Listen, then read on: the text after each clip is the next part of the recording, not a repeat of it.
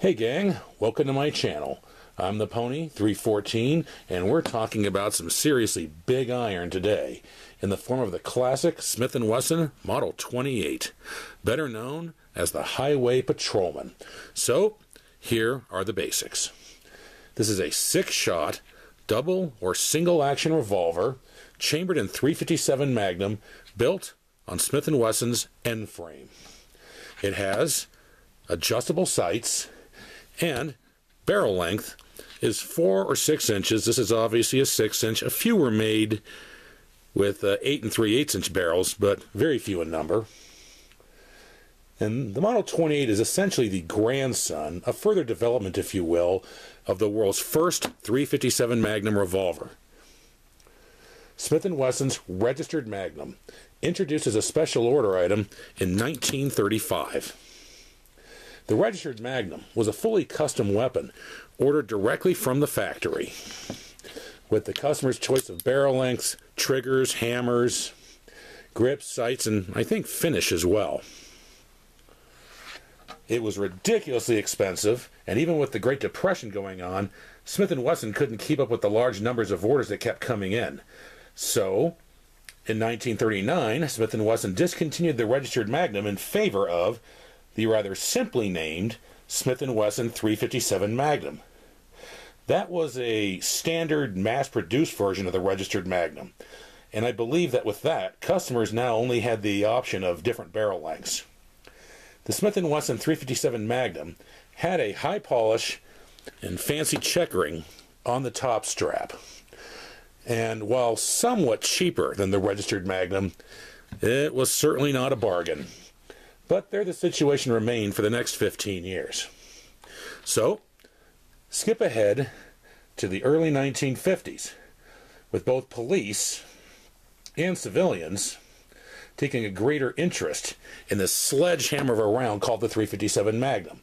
But the high cost of the Smith & Wesson .357 Magnum revolver made it impractical from a financial standpoint as a police-issue duty weapon, and civilian customers often unable or unwilling to spend that kind of money. So both state highway police departments and civilians alike began to petition Smith & Wesson for a budget version, a service grade or working man's version, whatever you want to call it. And Smith & Wesson answered the call in 1954 with this: the Highway Patrolman. The Highway Patrolman did away with the high polish of its predecessor and instead had a matte finish. Also, instead of the fancy checkering, the top strap of this new model was bead blasted. So, a little less pleasing to the eye for the aesthetics conscious, but mechanically, it was identical. And since Smith & Wesson wisely gave customers exactly what they wanted, the Highway Patrolman here started flying off the shelves overnight. Orders poured in from all over, and this quickly became one of their best-selling revolvers. Highway Patrolman, named after this revolver's desired customer base, proved to be an accurate name, as over the following years, at least 8 different state highway patrols, or state police departments, what have you, adopted it as their standard issue duty weapon. Not just as an authorized carry weapon, but the one you would be issued when you joined up. I have to imagine that most of those issue weapons had 4-inch barrels, but, let's just move on. But that makes sense, that it would prove popular with highway patrol officers. I mean, look at this thing. A massive, intimidating-looking revolver on your hip, firing a round that could stop anyone with a single shot, no matter how determined or how psychotic they were. Well, that'd be a useful, to say nothing of a comforting piece to carry when you're operating alone in the middle of nowhere and you might be far from any backup. Big city police departments, by and large, stayed with their .38 special revolvers, but at least a couple did issue this. San Francisco Police Department, I think, was one of them. And apart from law enforcement use, civilians proved to be a lucrative customer base. The home defense value of a monster like this is obvious.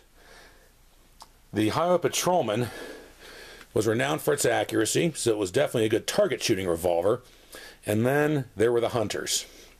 The Smith & Wesson Highway Patrolman has seen a lot of use in this regard. certainly among those who carry a rifle that fires the same round. And then there's the campers, the hikers, and so on. And for them, this would be a useful piece to carry around out in the wilds where the bears and mountain lions roam. Now, black bears and mountain lions can be a hazard out here in New Mexico, and I have carried this for protection when I've been out in the middle of nowhere. Thankfully, I've never needed it for that, though. But let's remember that over the years, the .357 Magnum round has been used to drop everything from walrus to grizzly bears, moose, elk, and half-crazed bank robbers. There is literally no form of dangerous human or animal life anywhere in North America that can't be and hasn't been put down by the .357 Magnum. So small wonder that the Smith & Wesson Model 28 Highway Patrolman found such a large number of loyal customers. Oh, and by the way, before I forget to mention it, in 1957, when Smith & Wesson began using model numbers, the earlier Smith & Wesson .357 Magnum became the Model 27, and the Highway Patrolman here became the Model 28. But it would continue to be more popularly referred to as the Highway Patrolman. And in fact, I don't think you're going to be able to see this, but bear with me. Still says Highway Patrolman right here on the barrel. So there you go. It's a cool sounding nickname, and so that stood the test of time. But there's nothing quite like firing a .357 Magnum hand cannon, especially a brute like this. So let's hop on down to the range and do some blasting. But first, if you want to help keep this channel going, feel free to support us on Patreon, and there is a link in the description. So, okay, enough of that. Let's get some shooting done. We're out here at the Municipal Shooting Range in Truth or Consequences, New Mexico with the Smith & Wesson Model 28, the Highway Patrolman. You know, a .357 Magnum causes a lot of damage, and we have a bleeding zombie clown down there, and we're going to cause a lot of damage to it.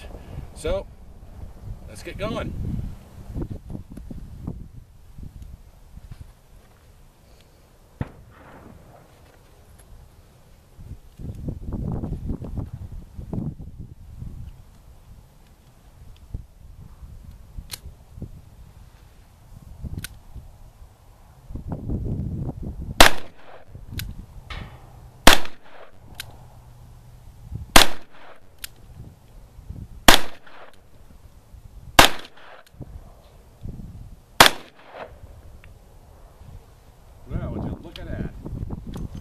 The Smith & Wesson Model 28 Highway Patrolman would continue in law enforcement use for about 30 years.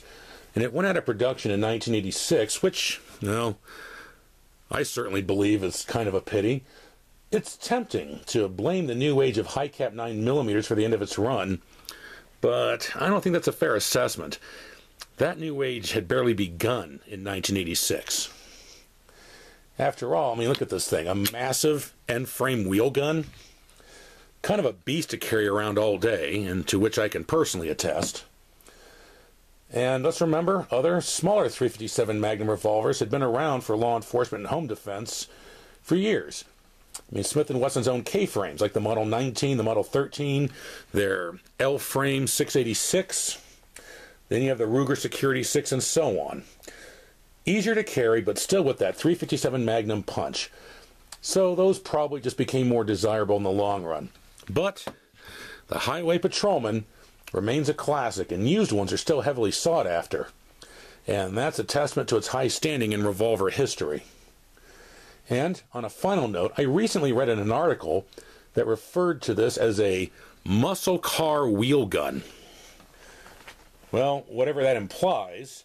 And apart from being an awesome-sounding band name, you have to admit, any revolver that gets such a cool-sounding praise like that must have a lot going for it. So, we have some more shooting to do, so let's all jump in the car and get back to the range. We're going to do our second shoot now with the Smith & Wesson Model 28 Highway Patrolman, and you probably know what's coming. That's right, double action this time. So, let's cause some damage.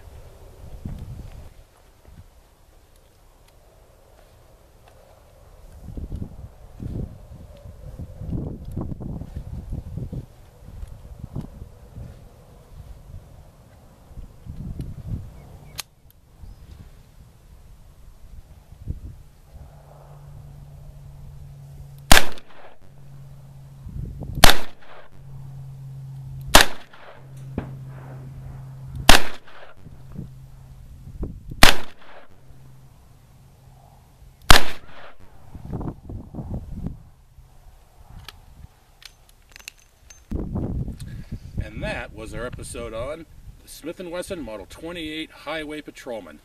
Thanks for watching this video. I do hope you enjoyed it, and if you like our subject matter on this channel, feel free to like, share, comment, subscribe, you know, all the good YouTube stuff. I'm the Pony 314, and I'll see you at the range.